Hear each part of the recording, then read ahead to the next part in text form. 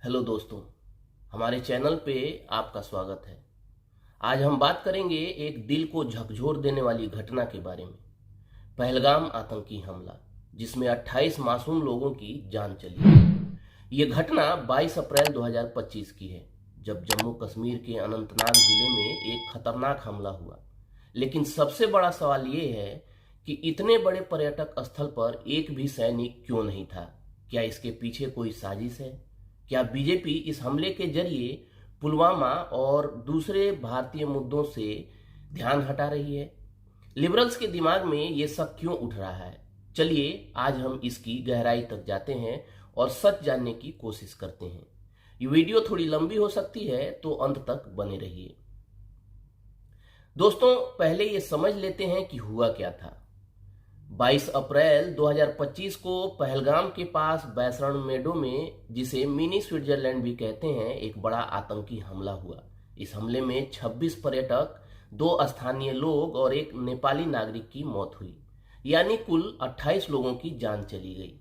ये हमला the resistant front माने TRF ने किया, जो लश्कर ए तैयबा का हिस्सा है। ये घटना दोपहर के समय हुई, जब वहां भीड़ थी और लोग अपने परिवार के साथ घूम रहे थे। हमले के बाद वहां अफरा तफरी मच गई और लोगों के चेहरों पर सिर्फ डर था। खबरों के मुताबिक आतंकियों ने पहले ग्रेनेड फेंका और फिर ऑटोमेटिक हथियारों से फायरिंग शुरू की। लेकिन जो बात दिल को छू रही है वो ये है, इतनी बड़ी घटना के बावजूद वहां कोई सुरक्षा बल क्यों नहीं था? क्या ये कोई बड़ी चूक थी या फिर कुछ और? जरा सोचिए, पहलगाम जम्मू कश्मीर का एक विश्व प्रसिद्ध पर्यटक स्थल है। हर साल यहाँ देश विदेश से लाखों लोग आते हैं। बैसरण मेडो एक ऐसी जगह है जहाँ लोग पैदल या टट्टू से ही जा सकते हैं और वहाँ का नज़ारा दिल जीत लेता है। लेकिन इतने बड़े पर्यटक स्थल पर एक भी सैनिक, CRPF जवान या पुलिस वाला क्यों नहीं था? ये सवाल हर किसी के दिमाग में है। जम्मू कश्मीर में तो सेना और अर्धसैनिक बल हमेशा अलर्ट रहते हैं, फिर ये चूक कैसे हुई? एक्स पर एक यूजर ने लिखा, पहलगाम जैसी जगह पर सुरक्षा नहीं थी, ये तो साफ दिखता है कि खुफिया तंत्र विफल रहा। एक अन्य पोस्ट में कहा गया, क्या सरकार ने जानबूझकर सुरक्षा हटा दी थी? दोस्तों, ये सवाल सिर्फ लिबरल्स या अन्य दूसरे भारतीयों का नहीं, बल्कि हर भारतीय के मन में उठ रहे हैं। क्या सचमुच वहां सुरक्षा नहीं थी या फिर ये कोई बड़ा प्लान था? अब बात करते हैं उस साजिश के बारे में जिसे सोशल मीडिया पर, खासकर एक्स पर, लोग जोर शोर से उठा रहे हैं। कई लिबरल्स का कहना है कि ये हमला एक बड़ी साजिश का हिस्सा हो सकता है और इसके पीछे बीजेपी का हाथ हो सकता है। उनका ये शक क्यों है? चलिए थोड़ी इतिहास देखते हैं। याद है 2019 का पुलवामा हमला? उस वक्त भी 40 CRPF जवान शहीद हुए थे और बीजेपी ने उस घटना के बाद पाकिस्तान के खिलाफ बालाकोट एयर स्ट्राइक की। इससे बीजेपी को राजनीतिक रूप से बड़ा फायदा हुआ और 2019 के चुनाव में ये एक बड़ा मुद्दा बना। लिबरल्स का कहना है कि पहलगाम हमला भी ऐसा ही एक ड्रामा हो सकता है, जिससे बीजेपी लोगों का ध्यान अपनी गलतियों से हटा सके। एक्स पर एक पोस्ट में लिखा गया, बीजेपी ने अनुच्छेद 370 हटाकर कहा था कि जम्मू कश्मीर में अमन होगा, लेकिन ये हमला दिखा रहा है कि वहां कुछ भी ठीक नहीं है। एक अन्य यूजर ने कहा, यह हमला तब हुआ जब PM मोदी सऊदी अरब में थे। क्या ये टाइमिंग भी कोई साजिश थी? दोस्तों, ये सवाल गंभीर है, क्योंकि जब भी ऐसे हमले होते हैं, लोग सरकार के इरादों पर शक करने लगते हैं।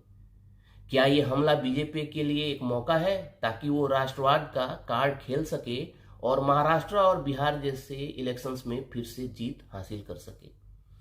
लिबरल्स के और भी कई सवाल हैं। उनका कहना है कि बीजेपी के राज में जम्मू कश्मीर से अनुच्छेद 370 हटा दिया गया और कहा गया कि अब वहां आतंकवाद खत्म होगा, पर्यटन बढ़ेगा। लेकिन अगर इतना अमन था तो ये हमला कैसे हुआ? एक्स पर एक पोस्ट में लिखा गया, पहलगाम में 28 लोग मारे गए, लेकिन बीजेपी और गोदी मीडिया सिर्फ पाकिस्तान और मुसलमानों को दोष दे रहे हैं, बिना अपने खुफिया तंत्र की नाकामी का सवाल उठाए। एक अन्य यूजर ने कहा, यह हमला बीजेपी के लिए एक डिस्ट्रैक्शन है ताकि लोग बेरोजगारी, महंगाई और मणिपुर के मुद्दों को भूल जाएं। दोस्तों, ये बात सच हो या न हो, लेकिन ये सवाल उठना स्वाभाविक है। जब इतनी बड़ी घटना होती है और सुरक्षा वहां नहीं होती है तो लोग शक तो करेंगे ही। लेकिन क्या ये शक सही है या फिर ये सिर्फ प्रोपेगेंडा?